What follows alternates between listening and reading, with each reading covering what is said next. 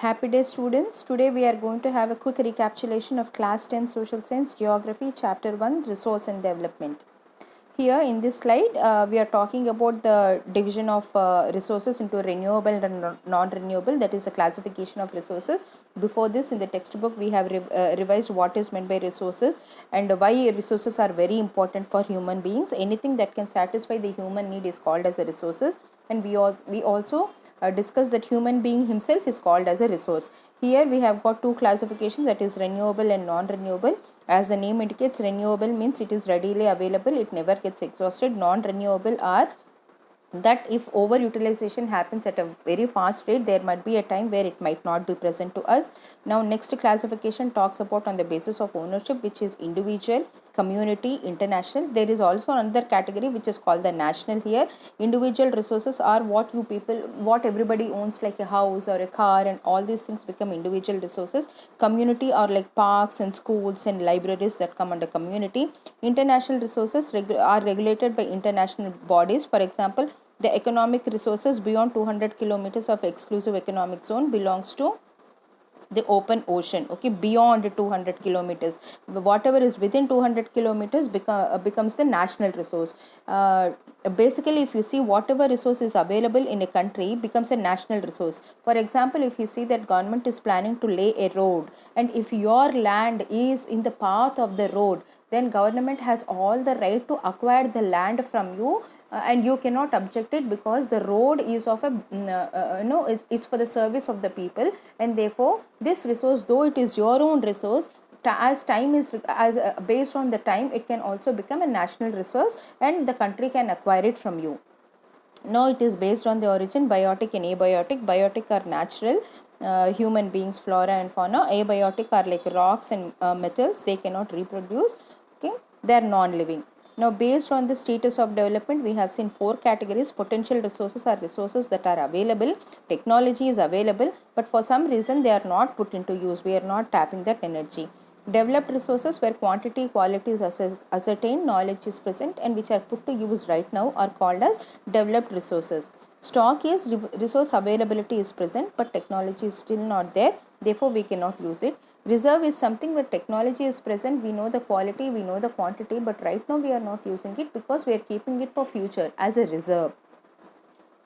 Now next slide talks about the development of resources. Development of resources essential for future, as resources are limited in supply, and this limited supply of resources are exploited. That is, people are overusing it. It is unevenly distributed. Some people have easy access to resources and some are finding it very difficult to access these resources. Therefore, there is a division in the society, the haves and have-nots. There are various ecological problems that are caused due to this exploitation and uneven distribution. It is leading to scarcity and depletion of resources.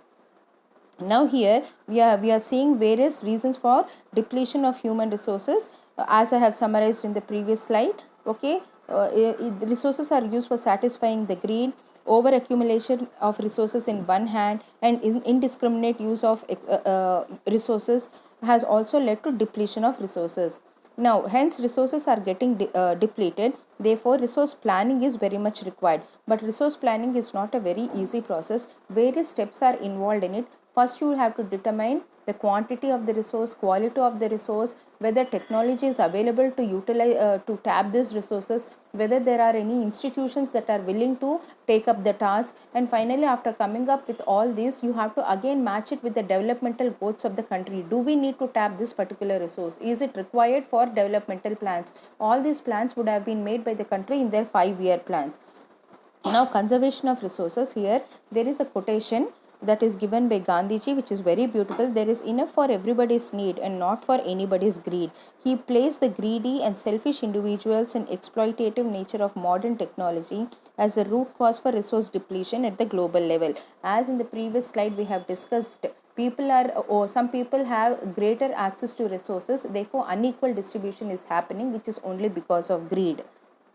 Now this talks about land resources, where all activities are based on land. Land is very important to it. Land is put to different uses. On the left you can see land use patterns, mostly in agriculture. We have discussed about barren lands, fallow lands, net zone area.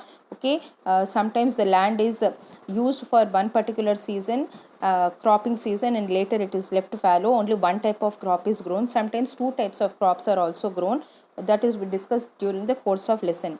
The right side slide talks about the how land has been used in two different time duration, 1960 and 61 and 2014 to 15. You see distinctively that the forest area is used more. From 18.1 it has increased to 23.3. Actually 33 percentage of land should be forest, but we are soon proceeding towards depleting the forest belt. Now let us go to the causes of land degradation. These are general points which you already know. Overgrazing, over irrigation. Over irrigation also increases the salinity and alkalinity. Dumping of waste material in from mining centers without treating them. Large scale erosion caused by running water. Sometimes mineral processing like cement industry and soap, when they grind their minerals, the dust that rises up from it settle down on the surface of the soil, and which hampers the seepage of water into the ground. These are the various causes of land degradation. Sustainable development talks about development where development has to take place in present, but it has to continue into the future. The resources should not be depleted, environment should not be harmed. Such a development is called as sustainable development. We also have discussed about the Rio de Janeiro Earth Summit, which happened in 1992, where many countries met to discuss the global issues, and they have also signed a declaration and they have accepted Agenda 21, which focuses about the smart usage of resources, which we have discussed in the lesson. Now this is a diagram of the soil structure. Down you see the parent rock. The type of soil that is present in a particular area depends upon the parent rock. Right side you see the different types of soils in the form of a map, which we have discussed the special features of each type of soil, their location in different states. Map activity is very important for this. So the type of soil depends upon the parent rock. The speed with which it forms also depends upon various climatic factors and agents of denudation. Now these are various kinds of reasons for soil erosion, like overgrazing, deforestation, construction and mining activities. Now land conservation measures. Since we know that resources are very limited and their distribution is uneven, and it is leading to depletion. Here various methods of land conservation are given. Some are like over irrigation should be stopped, okay, industrial waste should be treated, terrace farming can happen, shelter beds can be constructed. In this way the soil erosion can be stopped and land can be conserved. With this we complete the quick recapitulation of the lesson. Thank you.